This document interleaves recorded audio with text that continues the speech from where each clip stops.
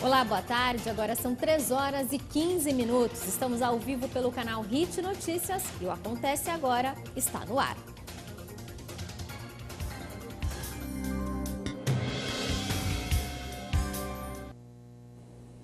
E em clima acalorado e marcado por diversas intervenções dos deputados, a comissão vota hoje o parecer que recomenda que a Câmara dos Deputados aceite ou não a abertura do processo de impeachment da presidente Dilma Rousseff. Lembrando que uma comissão especial foi formada por alguns parlamentares para analisar o caso. Na semana passada, o relatório final do deputado Jovair Arantes, de 128 páginas, foi lido e distribuído a todos os parlamentares. E agora, a votação deve ocorrer ao longo da tarde desta segunda-feira. E quem vai nos acompanhar nesta edição é o jurista e professor Luiz Flávio Gomes, para juntos analisarmos a situação atual. Seja bem-vindo, professor, uma boa tarde, tudo bem? Boa tarde, Roberta, boa tarde, nossos telespectadores da HIT. Muito obrigada pela sua participação aqui conosco. Ótimo. E olha, a comissão vota hoje, então, o parecer do processo de impeachment e, em seguida, a discussão vai para o plenário da Câmara dos Deputados, abrindo, portanto, essa discussão a todos os parlamentares. O direito de voto e a previsão é que, ao longo dessa semana, ainda haja muita discussão para que somente no domingo seja decidido o futuro da presidente Dilma Rousseff. Professor, é o que de fato deve acontecer e ao longo dessa semana muitas discussões acaloradas, tanto na Câmara dos Deputados como no Senado e até no próprio Supremo. Isso. Temos que computar essa possibilidade de uma intervenção do Supremo Tribunal Federal.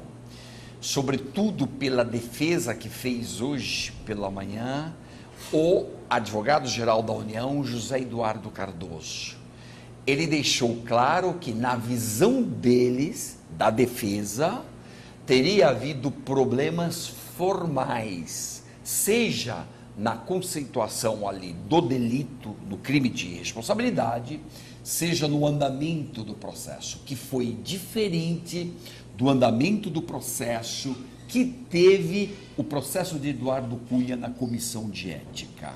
O argumento dele é esse. Então, direitos que o Cunha teve respeitados na comissão de ética não foram respeitados agora nesta comissão especial que está na iminência de votar o relatório do deputado Jovair.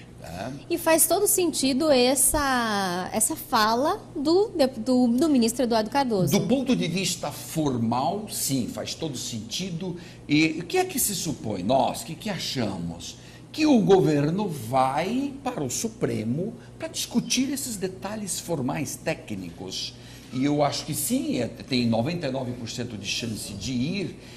E ainda hoje ou amanhã, é rápido isso, vai ser muito rápido.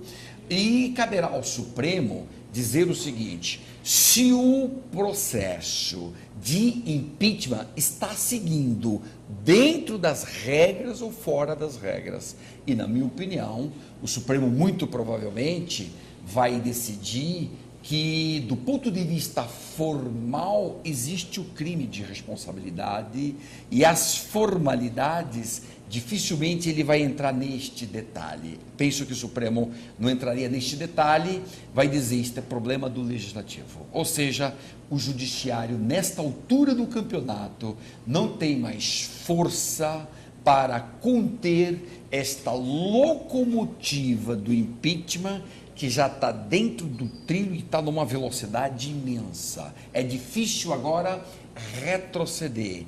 Com 61% de reprovação da Dilma, ou seja, de apoio ao impeachment, é difícil você decidir. Teria que ter uma causa, uma justificativa muito grande, coisa que nesta altura não se apresenta. Agora, o que nós não podemos esquecer, que o processo de impeachment, ele precisa de um fato jurídico, o fato está ali, pedaladas, os decretos que deram crédito suplementar sem apoio do Congresso Nacional, os fatos estão ali, e o resto é político.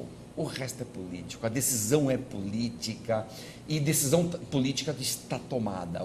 O Congresso, por ele decreta o impeachment da Dilma.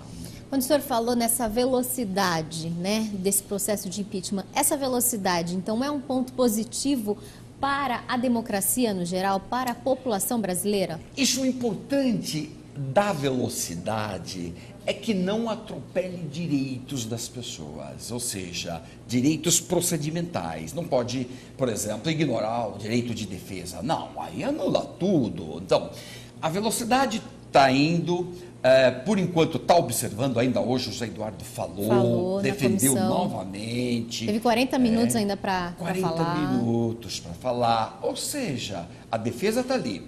Isto que é fundamental. O resto é da política. E a Dilma vai ser caçada, convenhamos, nós que temos independência como analistas, temos que reconhecer que a Dilma cometeu o pecado do PCC. O pecado do PCC é deixar faltar pão, deixar faltar o circo, que no nosso caso hoje é o consumo, que não estamos mais consumindo como consumíamos, e a confiança. É o PCC, pão, circo, consumo.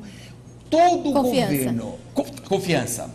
Todo governo que no mundo inteiro perde o PCC, ele perde o governo. Não dá para governar se o povo está bravo porque não tem pão na mesa, não tem comida na mesa, bravo porque não consome e está com confiança absoluta. Impossível. Nenhum governo se sustenta no mundo. É por este caminho que está indo o Congresso.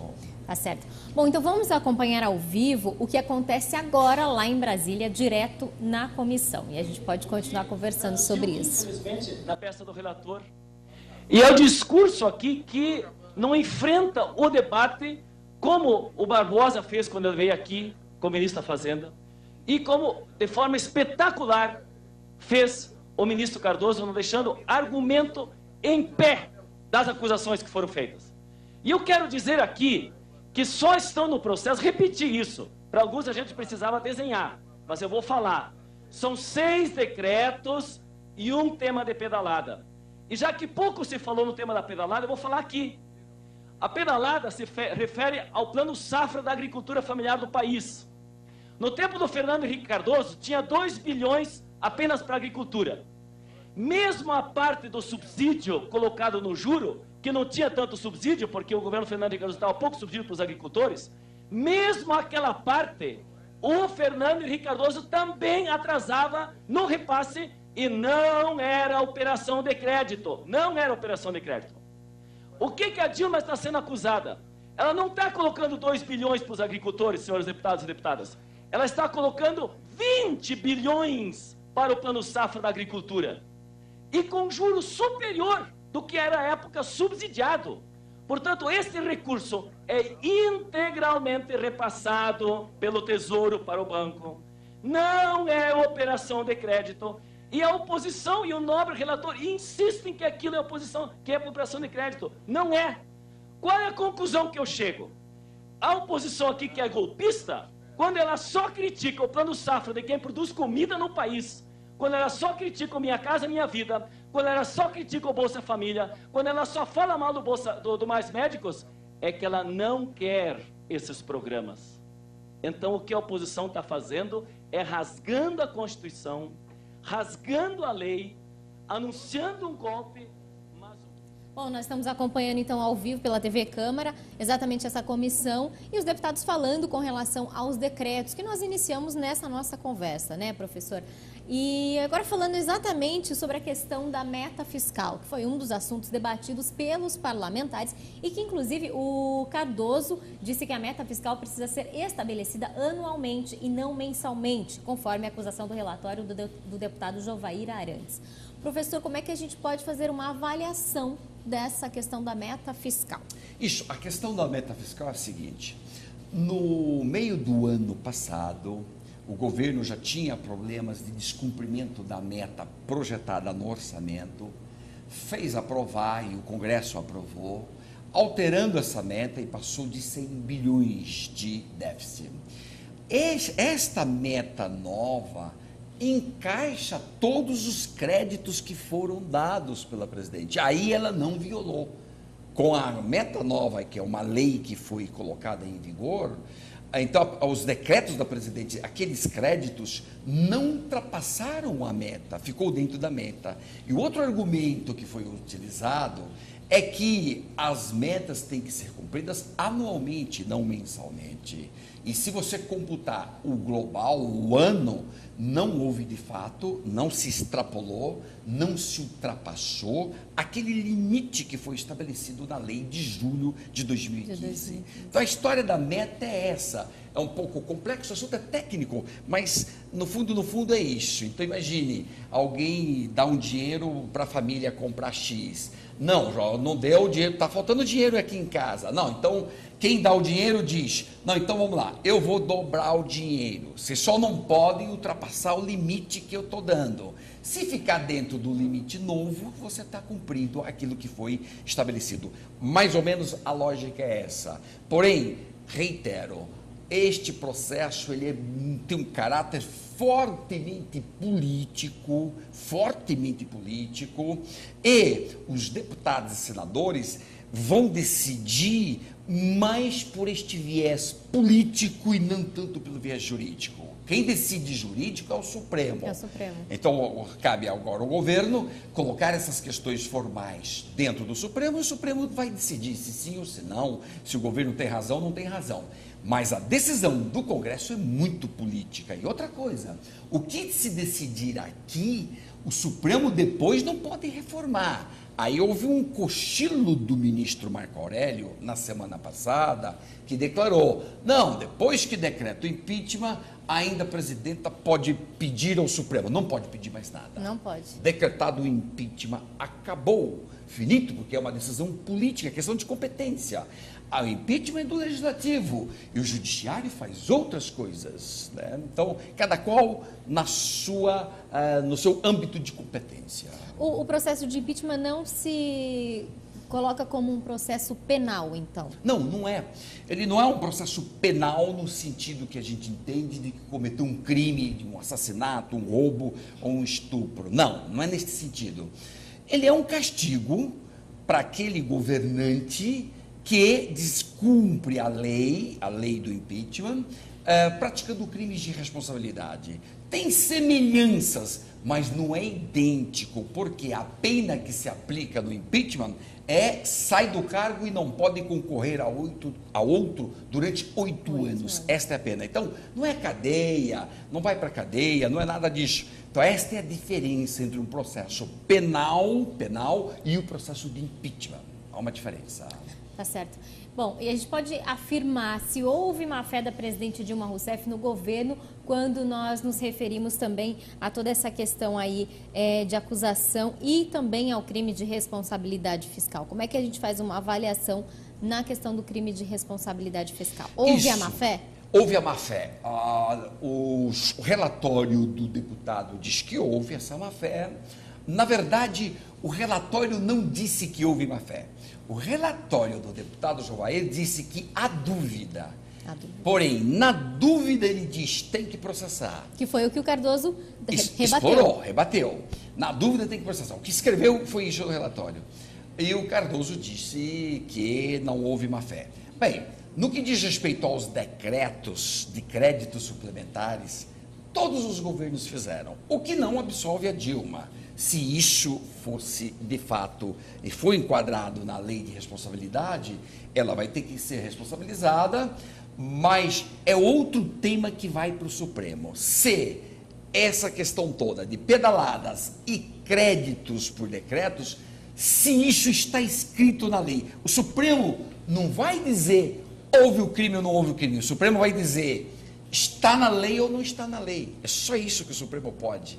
Mais que isso fica por conta do Legislativo. Eles que vão decidir. Que aí entra nessa briga política mesmo que o senhor falou. Perfeito. A briga política que é intensa, com toda a grave crise do país, inflação e etc. No fundo, Dilma está caindo, pode ser que no final não caia, pode acontecer alguma coisa, mas está caindo. A questão é de governabilidade, a questão é de inflação, a questão é de carestia, perda de qualidade de vida, a questão é essa. O político é muito sensível às ruas. E as ruas, evidentemente, estão pedindo uma troca de governo, porque quer perspectiva. Até porque Dilma não tem a mínima chance de governar com este Congresso que está aí. Ele não aprova nada dela. Desde que ela ganhou as eleições de 2014, não aprovam nada do que ela pede. Ela não tem base parlamentar. Sem uma base parlamentar forte, como é que você governa? Você não governa. Não tem como. Então, digamos, a chave da questão toda é a governabilidade que a Dilma hoje não tem. Não tem. Bom, então mesmo que o Cardoso ainda se estendesse quanto à defesa da presidente Dilma, a gente pode continuar afirmando e analisando aqui que não só falta a base governista à presidente Dilma, como também a credibilidade com relação ao povo mesmo. Ao povo mesmo, e que é o que está decidindo para valer, é o povo mesmo. Por quê? Aqui agora nós temos que abstrair a nossa condição de petista ou PSDBista, sua posição particular. Faça abstração. Por quê? Porque você tem que olhar o conjunto da sociedade. Se todo o conjunto da sociedade está dizendo, ou majoritariamente está dizendo, não, chega, troca, vamos buscar uma saída, porque está mal. Ah, meu caro, agora mesmo que eu goste da Dilma, etc., não vai ter como. Você tem que agora pensar no todo, pensar no bloco e não pensar só nas suas preferências. Claro, isso é difícil de também posicionar, gente. Nós temos nossas preferências, gostamos deste ou daquele, né?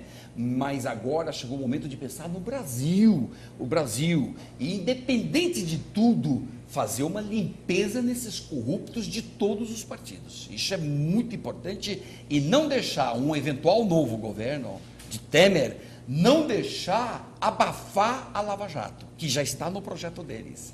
O projeto deles é entrar e abafar o máximo possível, não deixar a Lava Jato andar, porque se andar, pega todos. E pega todos os partidos. Aquelas planilhas da Odebrecht, aquilo ali pega todos. Então, vai fundo. Lava Jato agora tem que ter um apoio forte, porque, em suma, quando envolve todos os partidos, eles se unem para não ser prejudicados pela Lava Jato. E a força agora nossa tem que ser no sentido favor da Lava Jato e contra a corrupção, porque os políticos vão saber se unir para abafar.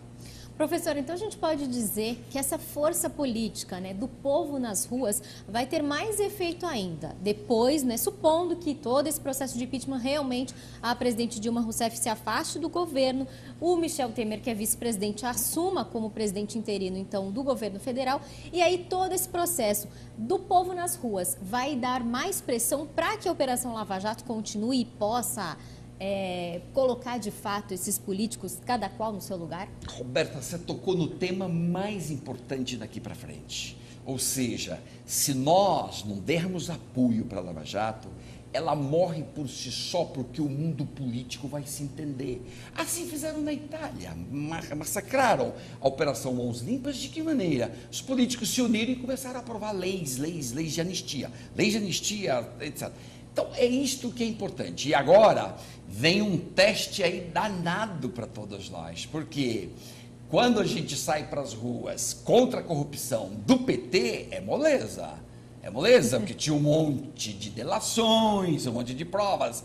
Agora é que nós vamos ver quem efetivamente é contra a corrupção. A corrupção e não partidos e políticos. Isto, não a corrupção deste ou daquele. Você tem que ser contra a corrupção de todos. Todos têm que pagar. E nós temos que limpar todo mundo. Senão, nunca o Brasil vai ser diferente. Nunca vai ser diferente. Então, agora é um teste para todos nós. Ver se a gente vai encher outra vez a Paulista para dizer da corrupção dos que vão assumir o poder, que é um partido muito problemático. O PMDB é um dos mais corruptos, eu digo a cúpula, não digo o partido todo, a cúpula do PMDB, uma das mais corruptas de toda a história. E só agora, nessas novas delações da Andrade Gutierrez, que explodiram essa semana, o PT levou milhões e milhões da obra de Belo Monte para a campanha dele. Tudo ilícito. E agora? E como vamos protestar contra isso? Eu já estou protestando. Antes de tomar posse, eu já estou falando do impeachment de Temer.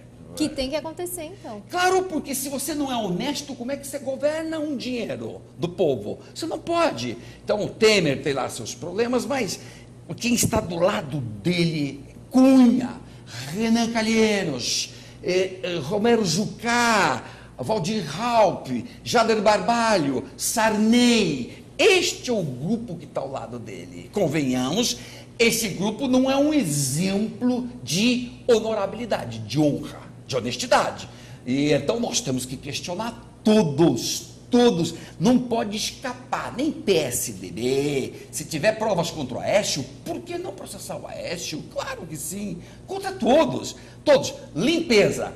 Agora a hora é da faxina geral, porque nunca uma operação existiu no Brasil como a Lava Jato. Então vamos dar força para ela, para que passe o Brasil a limpo. Esse é um desejo forte dos brasileiros.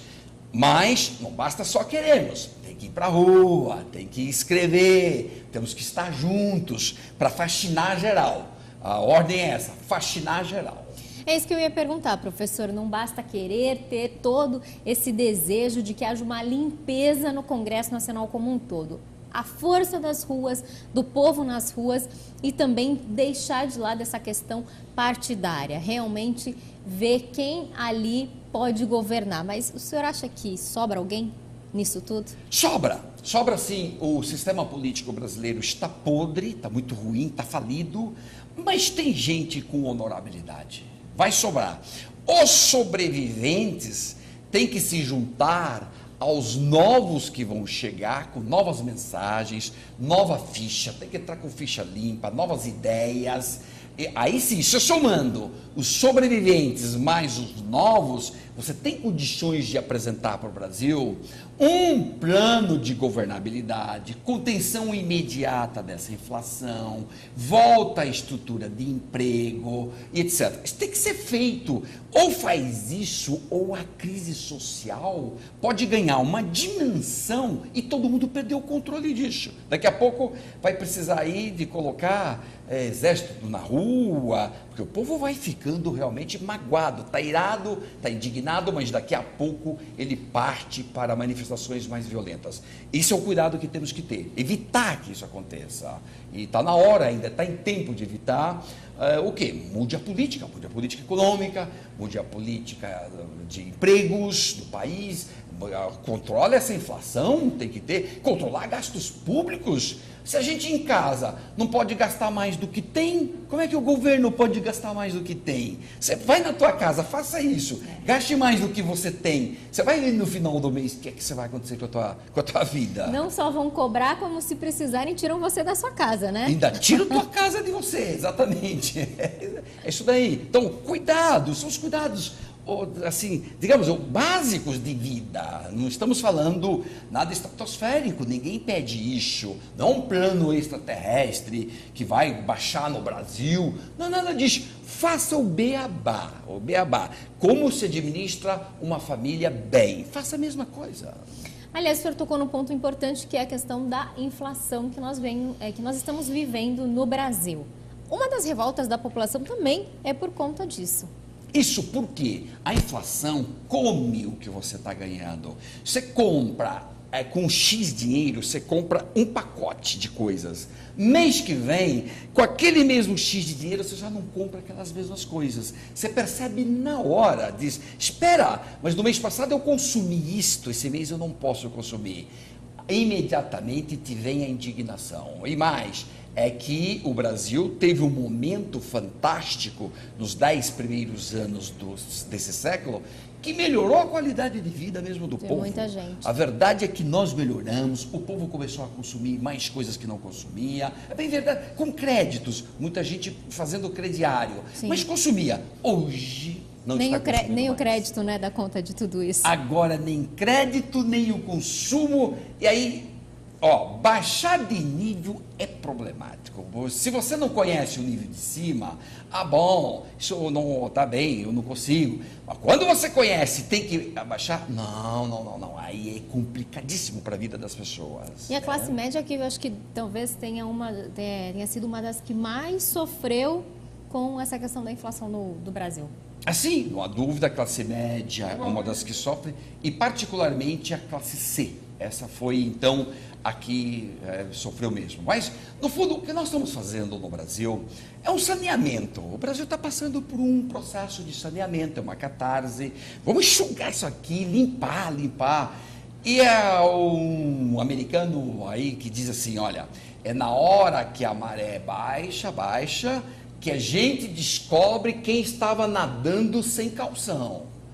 Então, agora que vem vindo Lava Jato e pegando a turma, é aí que se descobre quem não tinha uma boa estrutura de honestidade. Então, meu cara, você estava sem calção, vai pagar pelo que fez. Não tem conversa. E é isto que a gente pede. Ninguém está aqui, evidentemente, querendo que você faça injustiça. Não precisa poder inocente. Mas os que têm culpa têm que estar pagando o seu débito.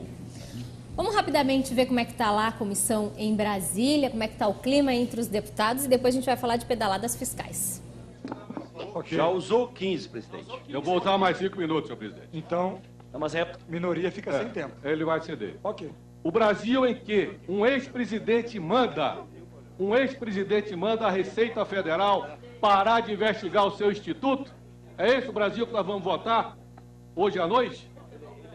É o Brasil da desesperança proclamada na célebre frase de Rui Barbosa, aspas, de tanto ver triunfar as nulidades, de tanto ver prosperar a desonra, de tanto ver crescer a injustiça, de tanto ver agigantarem-se os poderes nas mãos dos maus. O homem chega a desanimar-se da virtude, a rir-se da honra e a ter vergonha de ser honesto. É esse o Brasil? Não. Não é esse o Brasil que milhões de brasileiros que protestam lá fora, mobilizados em todos os cantos do país, querem e merecem. Não é este Brasil que seus filhos e netos merecem. Temos o dever de votar por um Brasil com novos rumos, por um Brasil que respeita a Constituição e as instituições, por um Brasil que ofereça oportunidades iguais aos seus filhos, sem favorecimento ou compadrio. Por um Brasil que tenha condições de recuperar a sua economia. Estamos então acompanhando ao vivo pela TV Câmara a comissão especial do impeachment e nós falávamos a respeito de tudo isso e eu disse que depois a gente ficaria com a questão das pedaladas fiscais. Essas manobras que são adotadas pelo governo para maquiar o resultado das contas públicas, atrasando o pagamento de débitos a bancos públicos como Caixa, Banco do Brasil e BNDES. Essa prática, professora, ela é considerada pelo Tribunal de Contas um empréstimo maquiado e proibido por lei. Nesse sentido, então, há condenação à presidente Dilma Rousseff por causa das pedaladas fiscais? De fato, aconteceram. A prova disso é que no final do ano a presidente Dilma pagou mais de 50 bilhões para o Banco do Brasil e para a Caixa para recompor.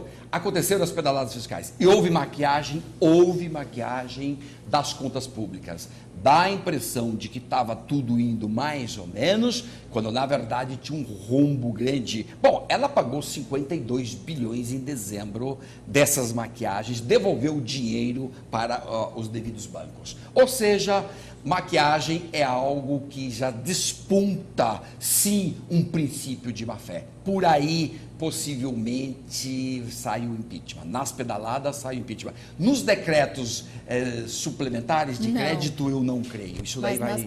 Nas pedaladas, sai o impeachment.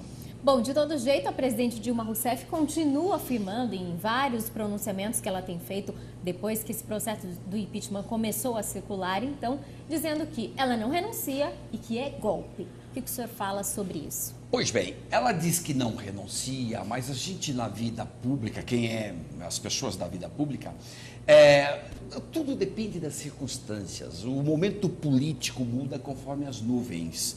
A cada minuto é uma configuração.